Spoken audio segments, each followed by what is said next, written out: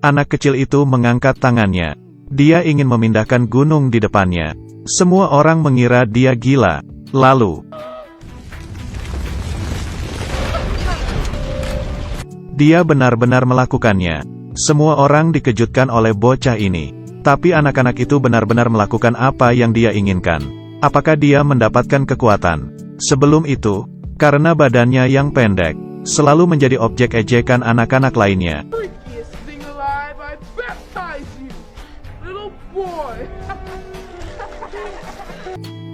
Dia tidak memiliki teman.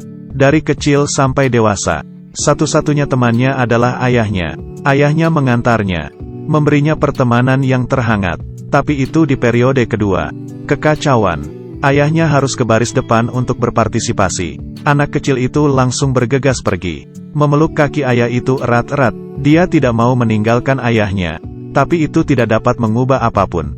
Dia menggunakan uang simpanannya, membeli sepatu kesayangan ayahnya. Ada juga 2 tiket untuk pertunjukan sulap. Dia percaya bahwa ayahnya akan kembali kepadanya. Tapi ada polisi datang ke rumahnya, memberinya pesan. Ayahnya berpartisipasi dalam perang, ditangkap oleh Jepang. Tidak tahu masih hidup atau mati. Semangat keluarga ini langsung runtuh. Anak itu sangat kecil saat mendengar berita itu. Tidak mau makan atau berbicara. Dia pergi ke pertunjukan sulap itu sendirian. Di sini, anak laki-laki itu mendapatkan kembali kepercayaan dirinya. Pesulap mencari orang yang dapat membantunya, bekerja sama dengan pertunjukannya. Satu-satunya anak laki-laki yang tidak mengangkat tangannya dipilihnya. Pesulap memintanya untuk mengangkat tangannya, menghadapi botol di depannya. Pindahkan botol itu ke depanmu dengan kekuatan pikiranmu. Penonton terus menertawakannya. Tidak percaya dia bisa melakukannya. Wajah-wajah yang tertawa. Bocah laki-laki itu perlahan-lahan menurunkan tangannya. Tapi saat ini,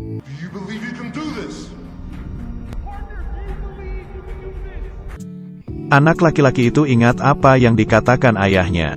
Dia mengangkat tangannya lagi, melihat botol itu dengan kuat. Aku bisa memindahkan botolnya. Botol itu bergerak ke depannya. Dia melakukannya. Penonton terdiam. Lalu ada tepuk tangan untuknya. Saat itu anak kecil itu mendengar pendeta berkata, "Jika kalian memiliki iman sebesar biji sesawi, kita bahkan bisa memindahkan gunung. Jika kalian bisa memindahkan gunung, maka tidak ada yang tidak mungkin. Biarkan kompetisi ini berakhir.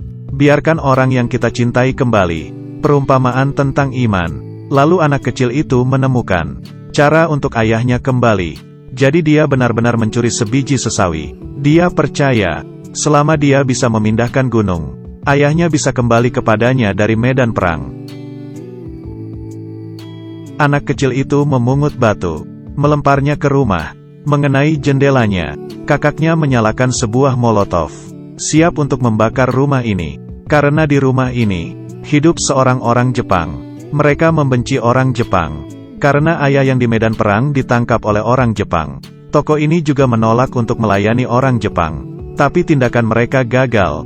Kakaknya dimasukkan ke penjara. Adik laki-laki itu juga dibawa kepada pendeta untuk mengaku dosa. Anak kecil itu memberitahu pendeta, dia dapat memindahkan botol itu. Dia ingin kemampuan untuk memindahkan sebuah gunung. Pendeta itu meminta dia untuk menunjukkan dia memindahkan botol. Anak kecil itu mengangkat tangannya lagi.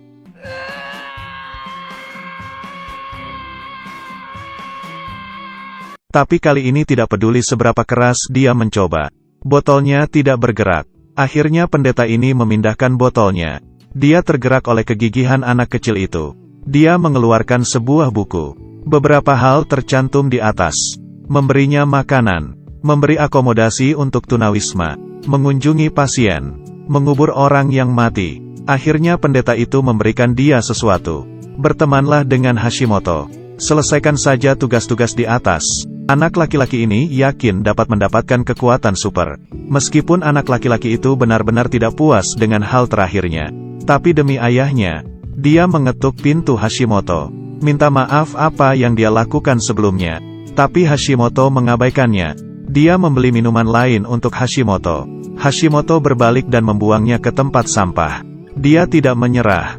Minta Hashimoto untuk pergi ke restoran. Mereka makan es krim bersama. Saat ini anak kecil itu bertanya kepada Hashimoto, bisakah dia mencoretnya dari daftar? Tapi Hashimoto tidak mau, karena dia tahu, anak laki-laki itu tidak menganggapnya sebagai teman sejati. Baru-baru ini, orang-orang di restoran mempermalukan Hashimoto. Dia tidak memelihara pertemanan ini. Hari ini anak kecil itu diganggu lagi, karena dia berjalan bersama dengan orang Jepang. Hashimoto melihatnya, membawanya pergi.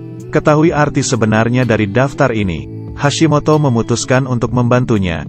Dia membawa bocah laki-laki itu ke rumah sakit untuk mengunjungi seorang pasien, mengingatkan untuk mengunjungi kakaknya di penjara, mengambil tunawisma. Secara bertahap, mereka menyelesaikan hal-hal di daftar ini bersama-sama. Hashimoto benar-benar sudah menganggapnya teman.